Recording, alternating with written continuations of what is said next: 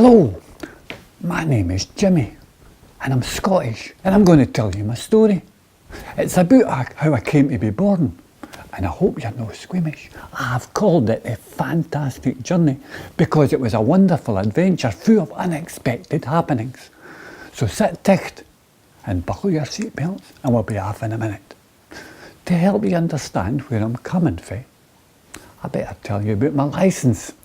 It's something to do with poetry and it helps me tell a more exciting story. I don't think that adults have a licence. At least I've never seen them use it. Perhaps they took it away when they became educated. Maybe. Enough of this blathering, let's get on with my story. Genesis. The first I remember was being a wee comma-shaped thing in a pouch with tons of others. There we were just darting about, minding their own business, when we were propelled down this corridor into another world, just like in Star Trek. Suddenly a voice came over the tannoy. Look for the Cadbury's cream egg, a prize for the first to get it. Jock and Hamish, my two pals, sought up a side street the same time as me. We all put our fits down and made a belter for it. I got there first and gave it a Glasgow kiss by putting the head in it. Then I wiggled about until I got inside. I was expecting it to be filled with creamy nougat, but it wasn't like that. However, it was a fair brilliant place to be, and I seemed to join with it in some way. I sat there for a while, just scratching my head, when suddenly, you wouldn't believe it, I started to expand. It was like the Incredible Hulk on the TV, with buttons fleeing always. Well, that was just the start of it. I kept on getting bigger and bigger. Eventually I became connected with a hose pipe thing into my belly, and I spent my time floating about in some sort of fluid. It was like being weightless in outer space, just like an astronaut. You know, the surprising thing was, I wasn't scared. All the time there was someone beating a drum and I felt really safe, as if someone was watching over me. It's funny too, I don't remember having any meals and I don't remember going to the bog. I wonder if it's got anything to do with that hose pipe. Although I felt really safe most of the time, there was a couple of times when I just about peed my pants. It's a great thing, this licence. I hadn't been there too long when there must have been a fire, because I could definitely smell smoke. Jinx, crivens, help my bulb. Here I was, attached by this tube thing, effectively trapped, and someone was playing with matches. No fire escape, no fire alarm, and no sprinklers. Fortunately, the fire brigade must have put the fire out sharpish, because the smell disappeared. However, it fair gave me a fright, and I wish people would show more consideration.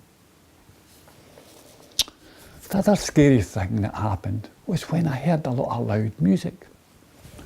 It must have been a party or something. I was just getting into the beat when I started to feel oozy and my head started spinning. It was just like being drunk, except I was a teetotaler at the time. That was some scary moment, because I passed out and I ended up with a hangover. Well, I was boiling. If I could have got hold of the police, they could have breathalyzed everyone to find the guilty party and put them in the jail. Birth. Right. Now where did I get to? Oh, I'd been in this capsule thing for ages, growing all the time, when I started to detect a buzz about the place. It was as if something special was going to happen, and I found myself turning upside down. After that, you wouldn't believe it, the walls started moving in me, like in one of the Star Wars films. Then someone behind me started shoving, and they were shoving me head first towards this wee hole. I shouted, "You can't be serious. My head'll never get through there, so stop your shoving." It made no difference. They shoved all the more. "Let me phone for a joiner, and he'll make a door," I shouted. No avail. Anyway, there wasn't a joiner to be seen, and they kept on shoving anyway. Fortunately, the hole got a bit bigger, so much so that my head eventually got through the hole. I felt like screaming, and there was a lot of puffing and panting going on, and I tell you, it wasn't me. Next, it was the turn of my shooters. That was just as challenging, but we managed to do it eventually by doing one shooter at a time. It was downhill from then on, and after that I just kind of plopped out. You wouldn't believe what happened then. Some idiot cut off my hosepipe thing. I was lying there, flabbergasted, when whoosh, I just about got hit with what looked like a pound of mince. The afterbirth.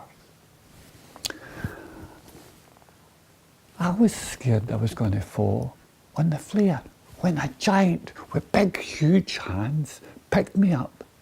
And without asking my permission, this bloke started to interfere with me. He gave me a wash. He stuck his finger in my mouth. He put a cold metal thing on my chest. He felt my belly.